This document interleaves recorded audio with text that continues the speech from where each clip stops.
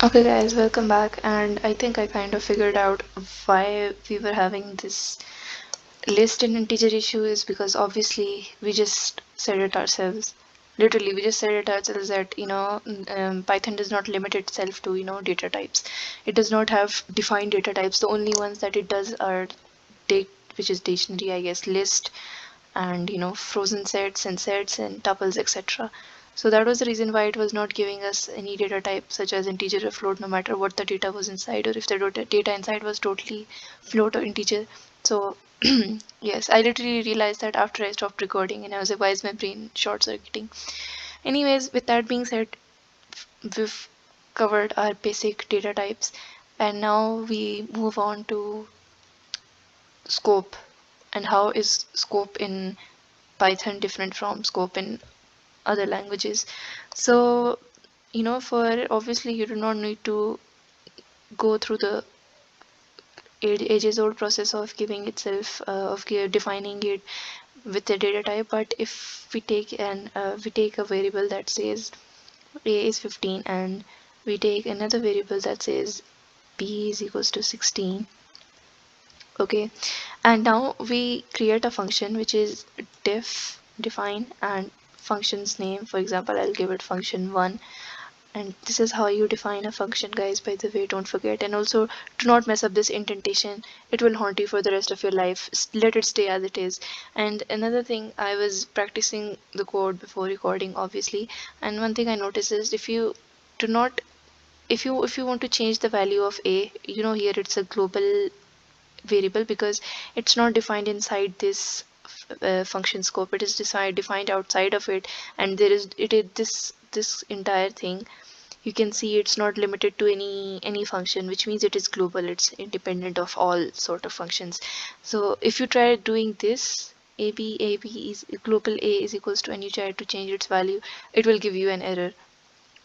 See, it will give you an error. So do not do this. The way to do this is, you say you're referring to a, which is a global variable, and you want to change the value of those, like you've mentioned that the a you're talking about is the global variable a, and not some locally defined variable a. And now a is equals to 20. Okay, you don't really need to do that. And if you print the value of a, what will it give you? It should give you something like, and another thing, guys, if you've already defined a function, you do not need to do this thing again. You just need to write the function's name, and no need to indent, just print it as it is. If you print, it will give you 20. Alright, but if you remove this function, which means now you're moving back into the global scope, which means you're not in this function's scope, you're outside of this function scope. And if you print it now, what does it give you? It gives you 15. So this is how I local scope and global scope works. Here it was treating, when you use this function, it used the value of a that we changed, the global value, the global variable a, it changed the value of that variable to 20.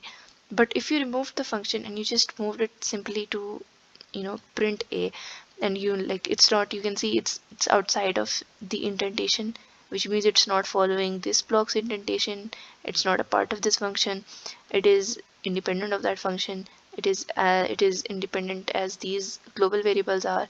And if you print it, it's giving you 15. So this is how global scope works, and I guess we learned from this not to do something like this, which I did. A is equals to 20, which is wrong.